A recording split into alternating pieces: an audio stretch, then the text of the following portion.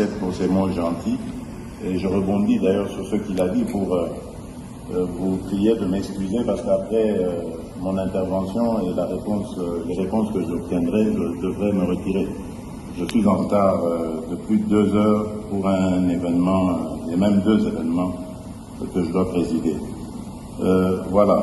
Je reviens, permettez-moi, encore sur le monnayage, parce que une de mes représentantes, qui est aussi candidate à la députation nationale, a été plaidée pour quelques-uns de ses électeurs dont la carte a connu des problèmes de défectuosité. Et là, malheureusement, et c'est vraiment scandaleux, des agents de la CENI lui ont exigé de l'argent. Donc, à raison de 10 000 francs congolais par duplicata.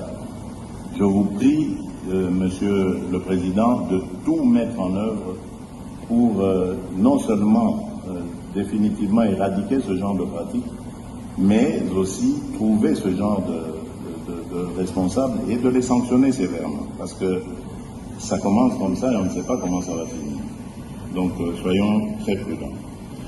Alors, je voudrais aussi faire une autre observation à propos du décalage horaire entre la zone ouest et la zone est.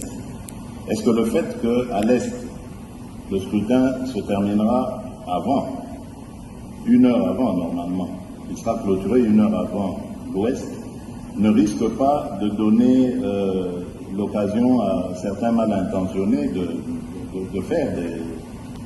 je pensais ici, par exemple, à 1 heure conventionnelle, uniquement pour ce jour-là, d'avoir une même zone horaire sur toute l'étendue du territoire national. Serait-ce possible d'en arriver là? Et ainsi, on pourrait commencer à 6 heures pour tout le monde, 6 heures à Kinshasa, en supposant, par exemple, qu'à l'Est, pendant qu'il sera 7 heures, on ramène l'heure à 6 heures aussi. Et on le fait. Donc on le voit par exemple en Europe, il y a des moments où on passe à l'heure d'été et à l'heure d'hiver. Donc c'est possible. C'est une convention, il suffit simplement de se mettre d'accord tous ensemble. Et ainsi, il n'y aura pas de suspicion ci et là. Alors, quelqu'un a posé cette question ici. Comment est-ce que vous entrevoyez la gestion de l'ouverture des bureaux de vote? Parce que je me souviens, en 2018, il y a eu énormément de problèmes à certains endroits. Il y a eu des bureaux qui ont ouvert plusieurs heures en retard.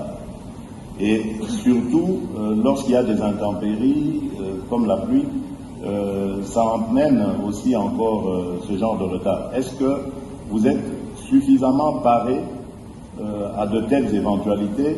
Et est-ce que nous pouvons espérer que tous les bureaux de vote ouvriront à la même heure leurs portes? Voilà, donc c'est ce que je tenais à vous dire.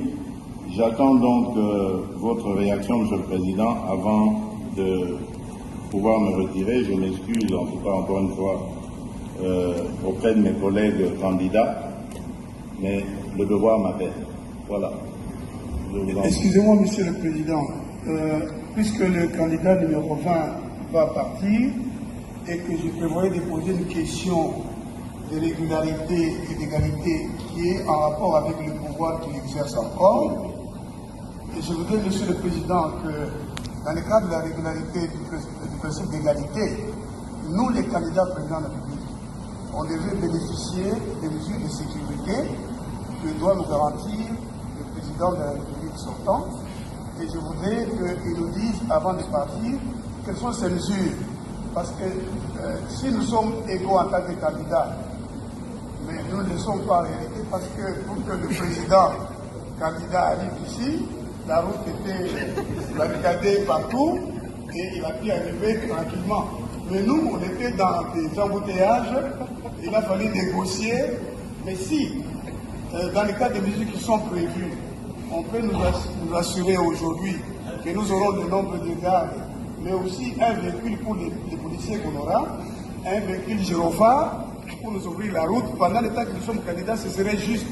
Ce seraient des petites mesures qui réaliseraient l'égalité. Je pense que le président de la République sortant qui a encore le pouvoir peut nous les garantir à tous pour réaliser cette régularité et cette égalité. Je vous remercie. Heureusement, pas moi qui organise cela. Je crois que c'est le ministère de l'Intérieur. Sous vos ordres.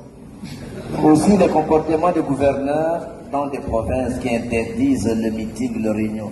Si les chefs de l'État, les s'il vous plaît, suivons l'ordre, je vous en prie. Nous demandons à son Excellence, Monsieur le Président de la CENI, de répondre à la question qui a été posée et je voudrais vous proposer, avec tout le respect dû à votre rang,